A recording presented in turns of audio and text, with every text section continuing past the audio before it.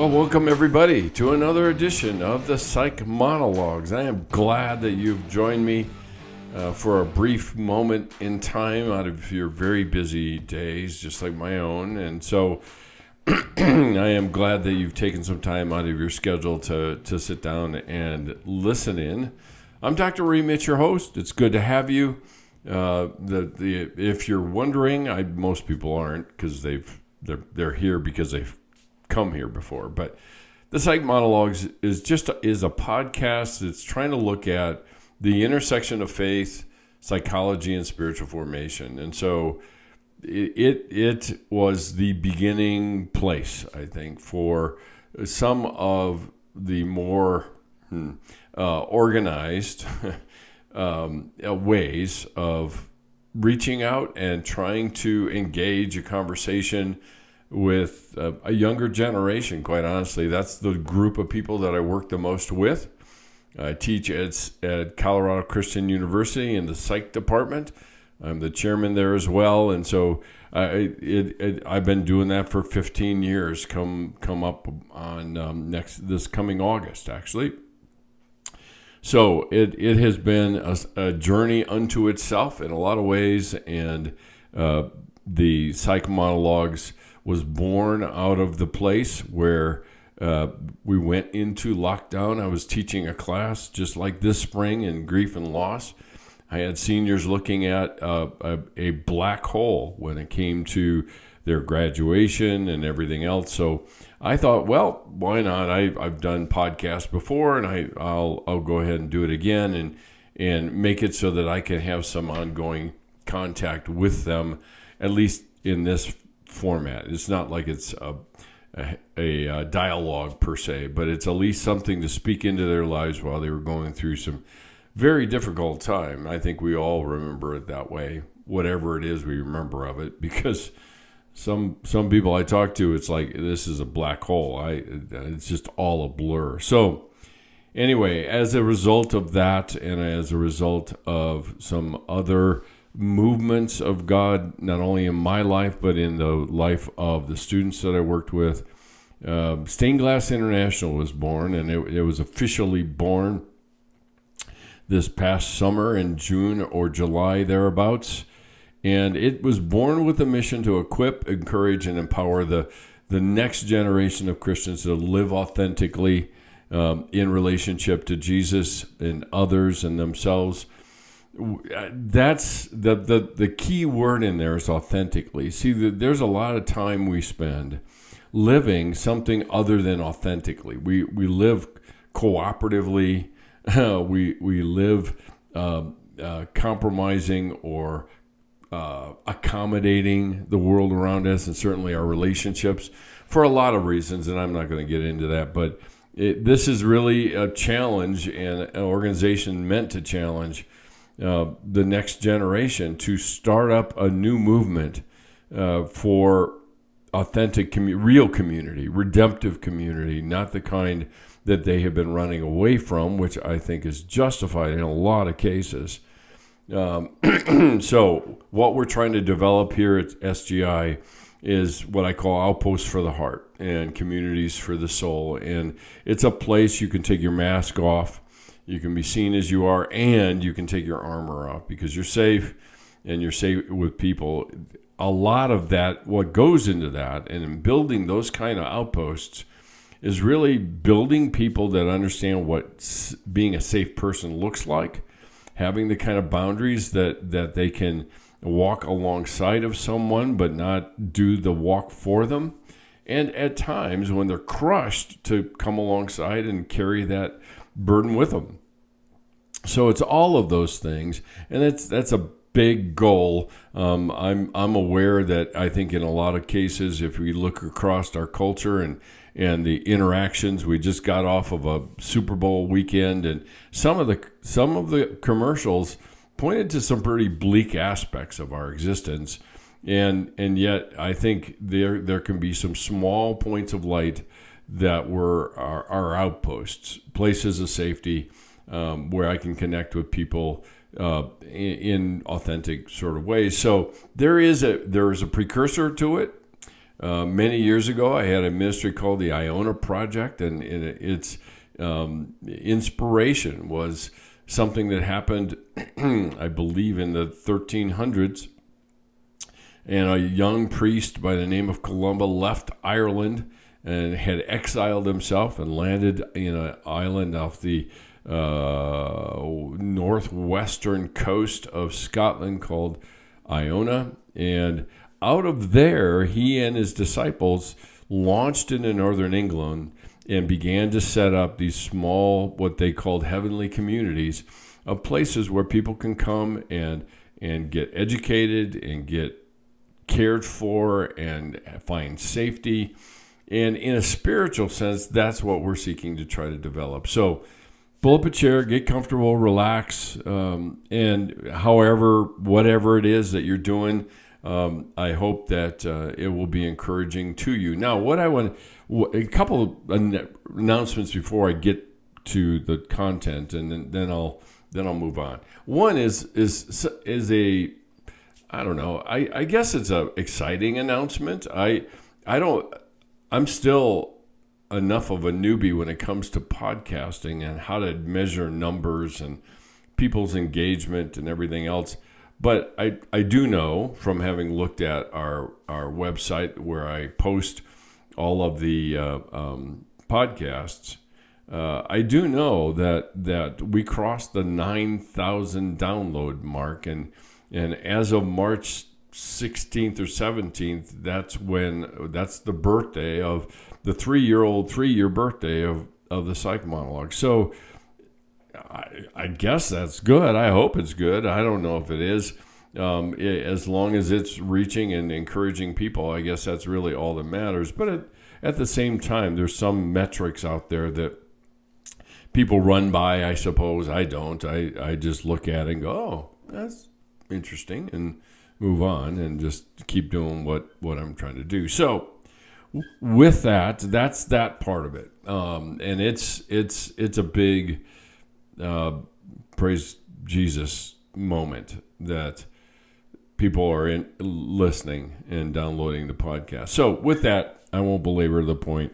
What I want to talk about today, it could be, I don't know if I'd call it explosive or controversial, but it's something that we all do, right? And that's why I wanted to talk about it in the sense that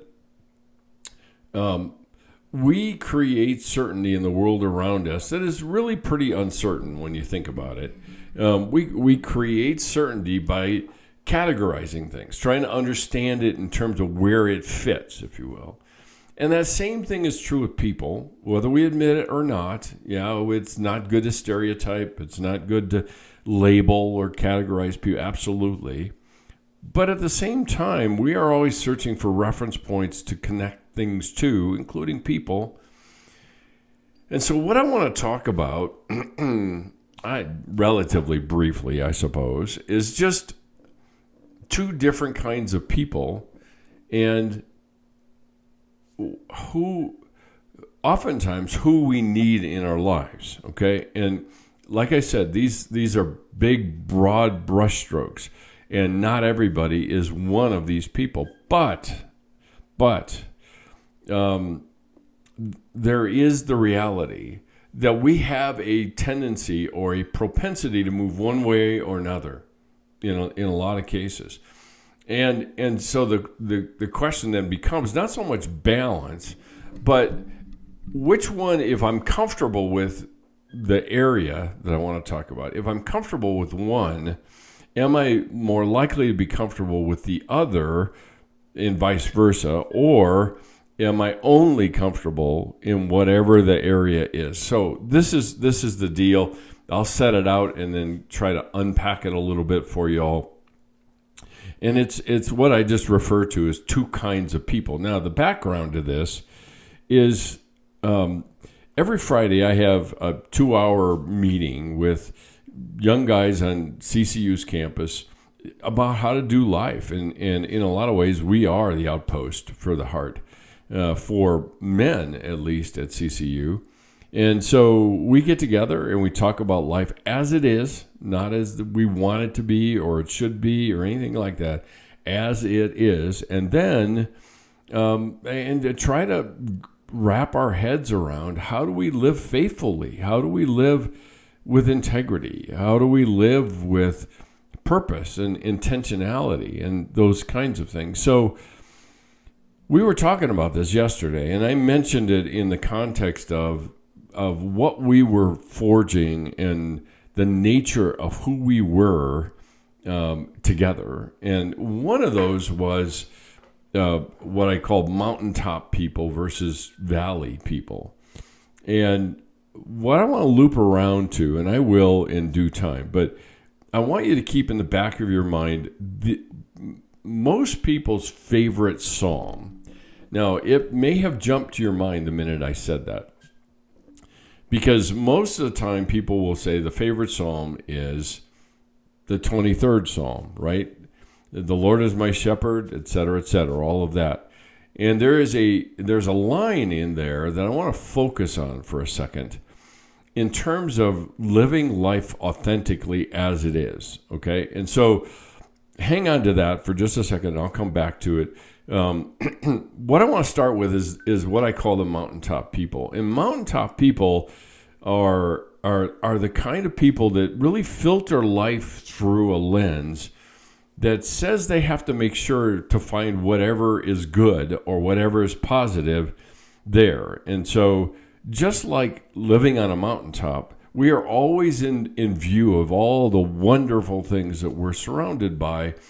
And mountaintop people tend to be those kinds of people. Now, when I begin to describe it, you probably, some names will probably tick through your mind about people that are, I wouldn't say insipidly positive, but they just seem to never have anything wrong. I don't know how else to put it, but they're always looking for reasons to say that they're on a mountaintop and what goes on there. So their tendency is to emphasize all the good things that are going on. Now, listen, I am not saying that that's a bad thing, but it is a bad thing if it's used as a denial of all the other things that are going on in our lives.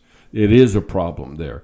And that's the thing with these styles. I don't know, styles or locations or whatever. That's the problem with these, is that do they blind us, and why are we pursuing them that way?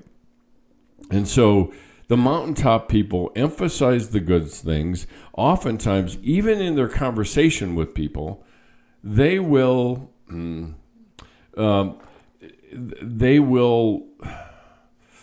sometimes start their statement with, if you say, I had a really bad day, I'm discouraged, I just want to close up shop and quit. And they say, well, at least you had a day. At least you had a day to live. I mean, you lived through it. And see, that at least is inviting comparison. And oftentimes it betrays a lifestyle, a way of understanding life by saying, I'll compare it to something worse than what I'm experiencing. That will make this better, and then we're good, right? We're just good. And so they invite us to compare our situation. I know I don't have it that bad. There are other people that goes through so much worse. I don't know what I'm complaining about. I should just be happy, or I should be experiencing the joy that Jesus promises me, or the abundant life. I mean, that's probably the one that is the most. So the thing is, and oftentimes I refer to these people as kind of red bow people, because their tendency is to always tie things up into a nice bow.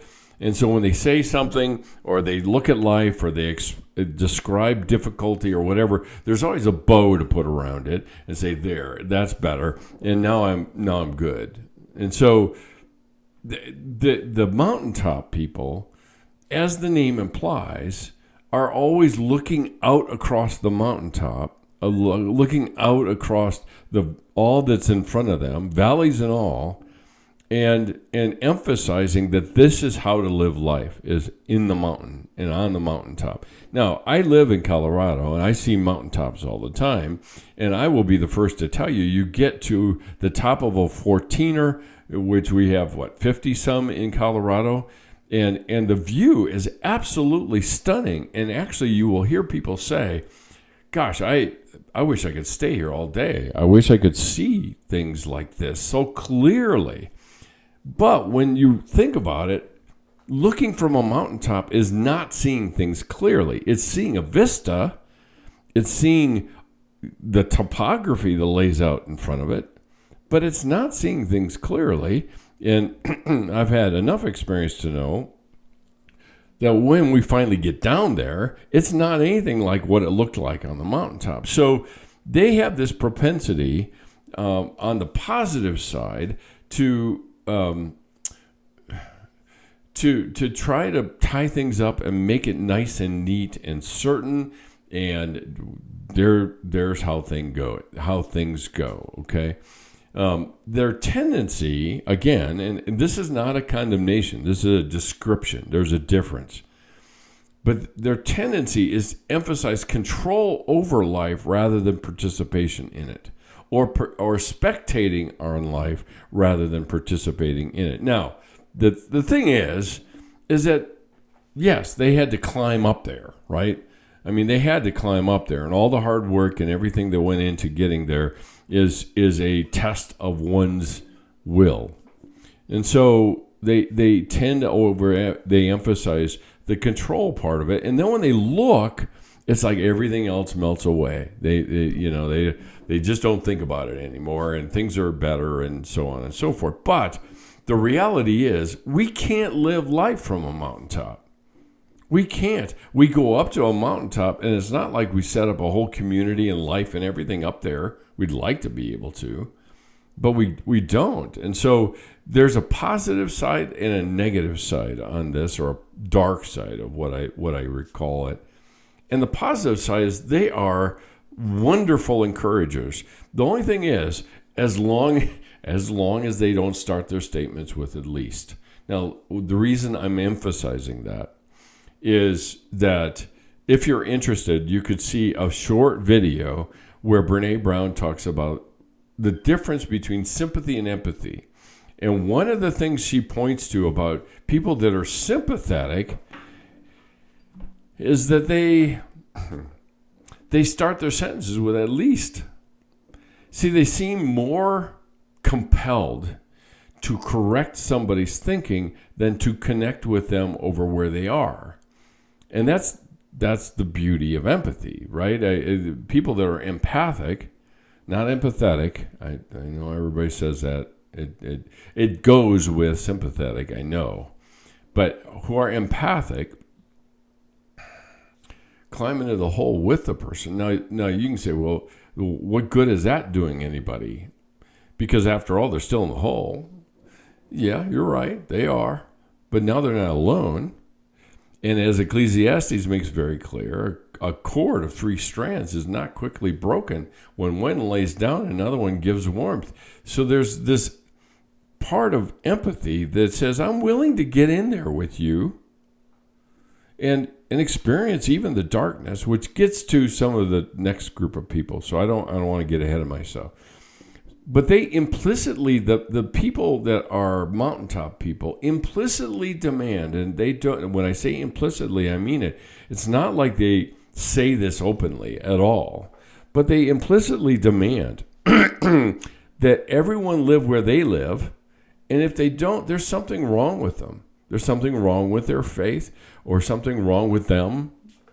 And I think in a lot of ways, the younger generation, the group of people that I talk to every day, oftentimes have a very negative experience with the church because it seems like they're nothing but mountaintop people. They're people that know things, and they're well known, and they are celebrities, and they got it all going for them, but you don't have any sense of depth there. So that brings me to the second group of people that I call the valley people. And the humorous part of this is back in the 90s, we used to have something called the Valley Girl, who would start every sentence with like. And that's not what I'm talking about, needless to say. But these folks are an interesting group of people compared to the mountaintop people, because these folks have dwelled in the valley of their lives, and through experiences and through some really dark, difficult times, no doubt about it. And if you look closely, they start out in the valley just like everybody else does, and usually that's being angry and saying to God, why are you doing this to me, and all those sorts of things. And then they sometimes they lapse into kind of resignation. It's like, well, God's going to do what he's going to do, so I guess I just got to live here and set up shop and do whatever I need to live out my days here. So they have dwelled in the valley of their lives, and they know what that valley looks like. They know it maybe very well. And there are some people that are valley people that come out of that valley. And there's a vast amount of our topography in our country that is not a valley. It's flatlands, but it's not a valley, and it's not a mountaintop either. And even here on the Front Range, and being as high as we are, we're not in a valley. We're kind of the ascending slope into the Rocky Mountains, but we're still in a flat area. But these people have learned something different about God in terms of their relationship with God and how he works. Not necessarily blesses, but how he works. And their faith oftentimes has been severely tested. And you've got the valley dwellers that are critical and skeptical and angry and cynical and all of those sorts of things. And then there are valley dwellers that are not intimidated by the valley. They've learned it well enough that they've actually seen it strip away their demand for life to be an ever ascending staircase of blessings and fulfillment and goodness and everything else. That's gotten stripped away because they've tried everything down there, from being angry to claiming good things that aren't real good, and doing all the things that a lot of times we find mountaintop people doing. So what happens is that they're no less faithful, they're no less insightful of what God is up to and how he works, but they have a different perspective on it, because sooner or later, as we're willing to live in the valley of our lives, we will be met there, because we've never been abandoned there. It feels like it has, but we've never been abandoned there. I mean, we're surrounded and infused and live in a saturated universe that's saturated by a loving God. Now, we may judge God according to his love by the fact that we're in a valley and not on a mountaintop. Why? Because we're doing a comparison. But the thing about how they are is that instead of constantly making demands or constantly developing expectations about how things should be, it has been replaced with a calmness in their faith that rests on and trusts the heart of their Abba. Now, that doesn't always produce results as we would define them, and that's the key. Because we're so results-driven, outcome-driven, that if I'm going to place my faith in God, or if I'm going to go down this journey and go down this valley, then I've got to know that there's something on the other side, and that something good will come of it. The funny thing about it is, if I actually trust and have faith in him to go through that valley, by the time I get to the end of that valley, or whatever that looks like, what is good may have changed as a result of trusting in the dark. And so the thing I want you to keep in mind is one kind of person is no better than another. They both have the same agenda, oftentimes the same one of trying to control their environment. Either they define everything in terms of the mountaintop or they define everything in terms of the valley. And they're both making an error. Both of them are. The issue isn't the location. The issue is the nature of our relationship with God and our trust in Him. Because you have heard me say this before, I'll say it again. Control and trust cannot coexist. So if I'm going to control my environment and force it into the square hole of mountaintop living, or force it into the square hole of everything's the valley, everything is dark, nothing will ever get any better, I resign myself, God's going to do what He's going to do, etc. So either we force positivity to calm our fears of uncertainty, or we force negativity and never really see anything that's positive. Why? Because it still calms my fears for uncertainty. It still is certain. So they predict doom, for example, the folks that haven't allowed or haven't participated in the valley changing them, but they predict doom so they can manage their expectations downward, because they're constantly making expectations. And let's just be clear, okay? We're not going to live life without expectations. We're just not. That's our way of adapting to novel situations. So we create some certainty that we can relate to and then let the rest kind of fill in. That's what an expectation is. The worst part about expectations isn't that we have them. It hardens into a demand. And so these folks, the valley people, if you will, the ones that are still trying to manage their world by controlling and containing and all of that, their little formula is expect little, get little, and that equals less disappointment. Expect little plus get little, and get little is always going to be based on my perspective of it, and I'll be less disappointed. The funny thing about it is, because I've been there and done that, got the t-shirt and went home, it doesn't work. It doesn't work. We can't suppress our expectations. And if I can't suppress them, then either I have to find a way to redeem them, or I have to hang on to them more loosely. So the question then becomes, what kind of people are we? Are we a mountaintop person who tries to always see things in that way, even when it isn't? Or a valley person who always sees things down in the shadows and nothing good? And there's safety in both of those perspectives. The difference is that I think that people that have actually allowed the valley, and in other contexts, and perhaps I'll talk about this in coming podcasts, but is called the wall.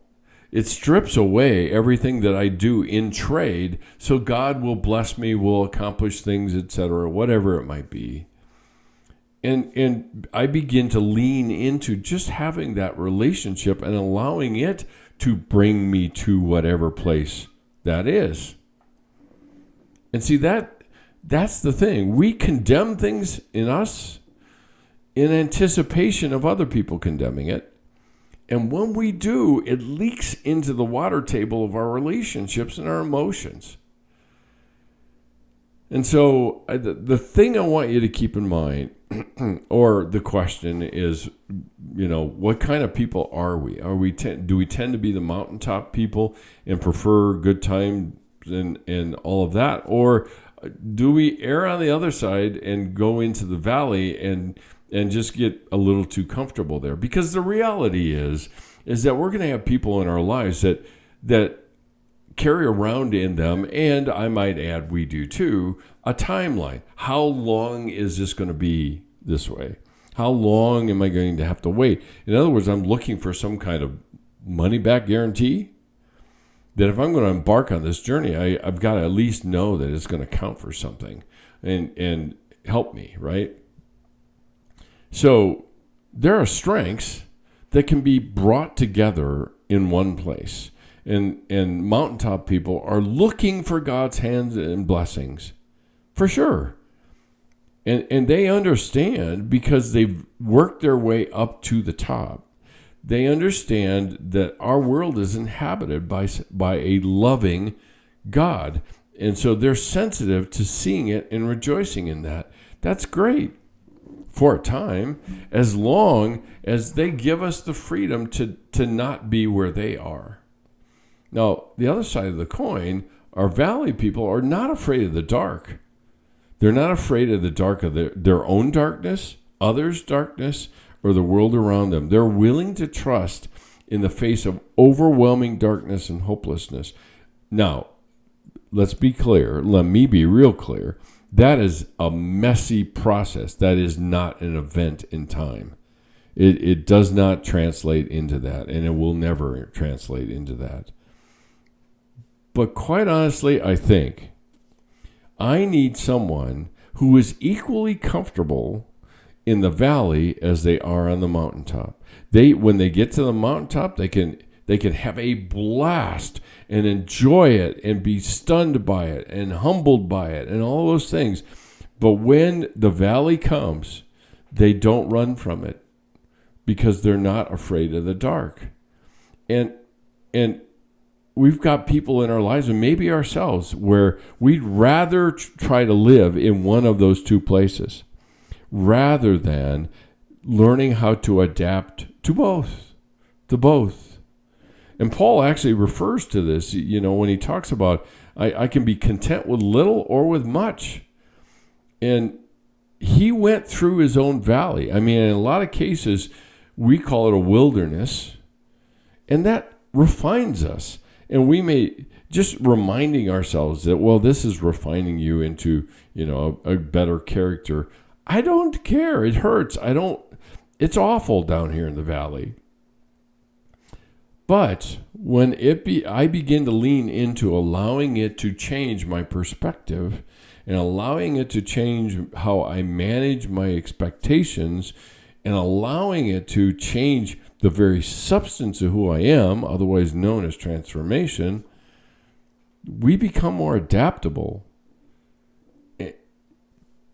Particularly the ones who have leveraged all of this stuff in the valley and on the mountaintop. I can see in ways I never could see in the valley, but in the valley, I can see things I never would have seen in the dark and the shadows.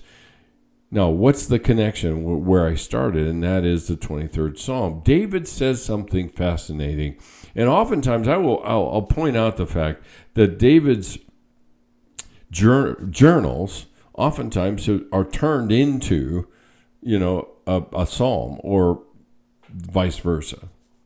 And I think the Psalms are his journal. I just read through one this week that said, is all you're going to do is watch? Are you just going to watch, or are you actually going to do something and help me speaking to God?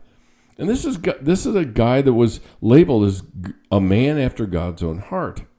So it's not like God gets offended. I mean, there are lots of things that come out of our mouth, maybe privately, occasionally publicly with key people, and we always add to it, and that sounds terrible. That sounds ungrateful. That sounds whatever. We label it somehow. And see, that's unnecessary, because usually we label it because we're anticipating response, not to mention that we've already had the response. That's why we'd label it in the first place. But can I be free, having the childlike faith that God actually said we should have? Can I be free enough to have my emotions as they are without having to change them and add a label to them? And so I'm not doing this description so people strive to be a mountaintop person or strive to be a valley person. God will take you if you walk this journey, God will take you where he deems fit.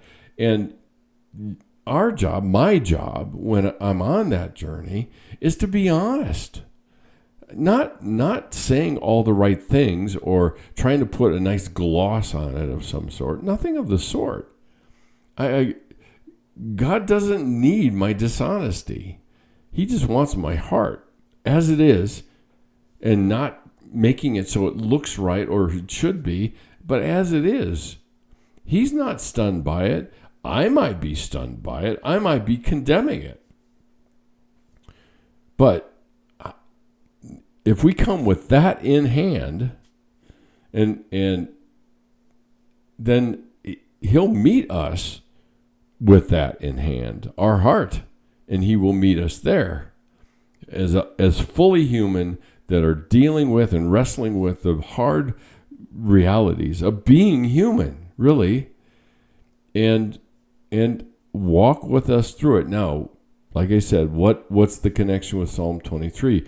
There is a verse in there that David says, even though I walk through the valley of the shadow of death. It doesn't say the valley of death. He says the valley of the shadow of death. Where do we oftentimes, when we're kids, what is the most profound fears we have? Around shadows. We see things that aren't there. And we get terrified. So shadow of death. And then he says something that I think is very telltale. Even though I walk through the valley of the shadow of death, you will be with me. He doesn't say, and you will fix it so that I get out of that valley. He doesn't say, and you'll deliver me to the mountaintop so I can actually see what this is doing in my life. No. He says, you'll be with me. Is that enough? Is God with us enough? If I were honest, in a lot of moments in time, no, it isn't. I'd rather him fix it than just be with me. That's not enough. I don't think that power is what it is to enable me to walk through this. That doesn't count. I want an end. I want a solution. And God knows that. Our Abba knows that. He knows our flaws and our fallibilities and our demands for the world to work the way it was supposed to work, I might add. That's what we compare it to is the way that God designed it, not the way it is.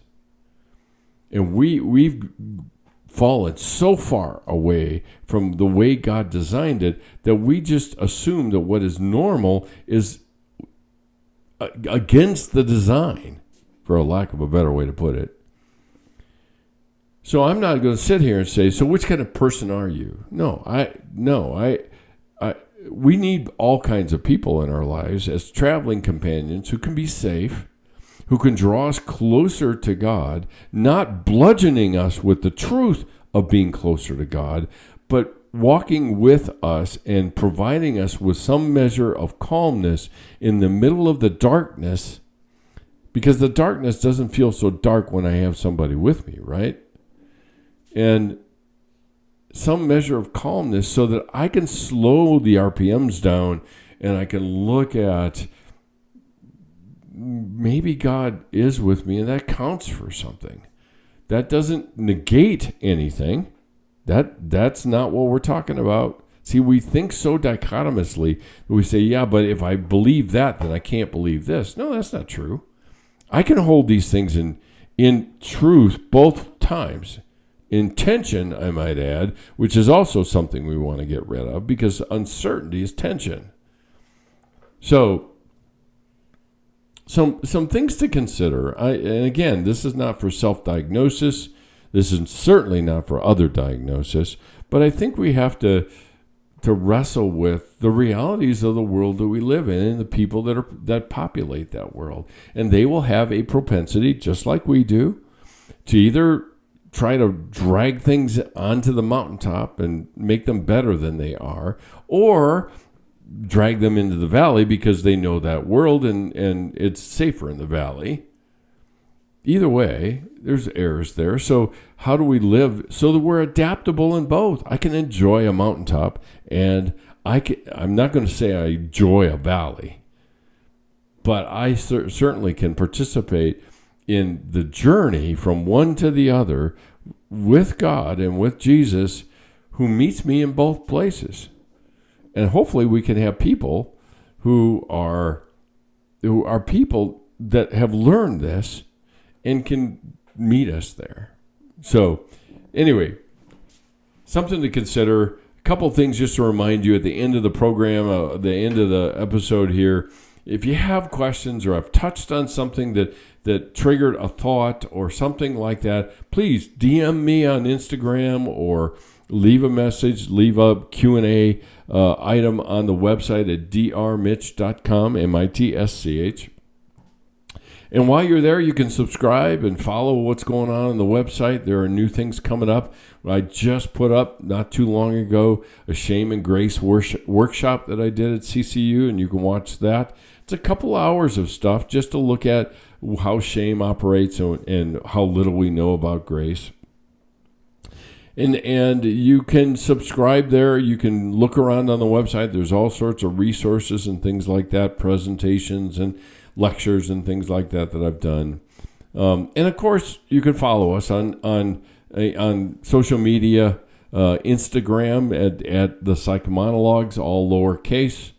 At Facebook, Ray.Mitsch. Again, it's MITSCH. And then LinkedIn, drmitsch. So follow us and pass it along if there are things that you like and get you thinking and you're challenged by, and you think of somebody else that might be interested in it and want to listen in, pass it along. That would be great to be able to have our audience. I'd love to get to that 10,000 mark. I'm not sitting here holding my breath until we do, but 10,000 is a milestone for sure. So you can find us anywhere that you listen to podcasts, Spotify, iTunes, Amazon Music, iHeartRadio, any of those places.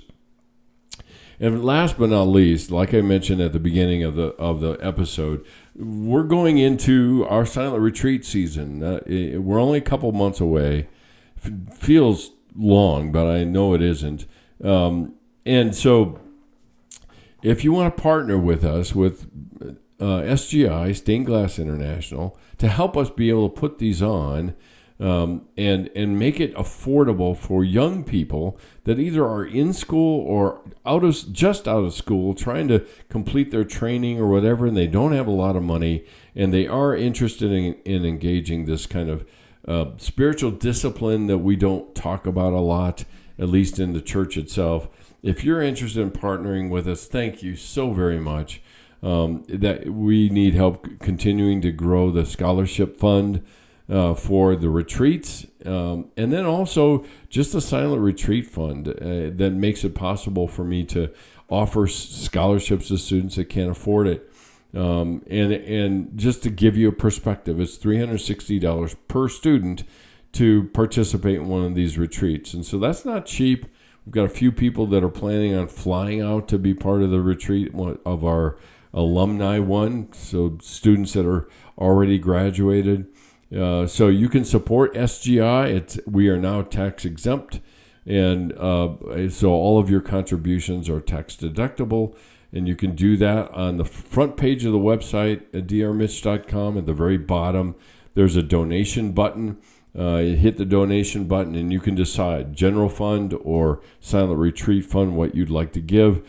It would be ever so helpful if you want to consider giving on a monthly basis. That would be hugely helpful.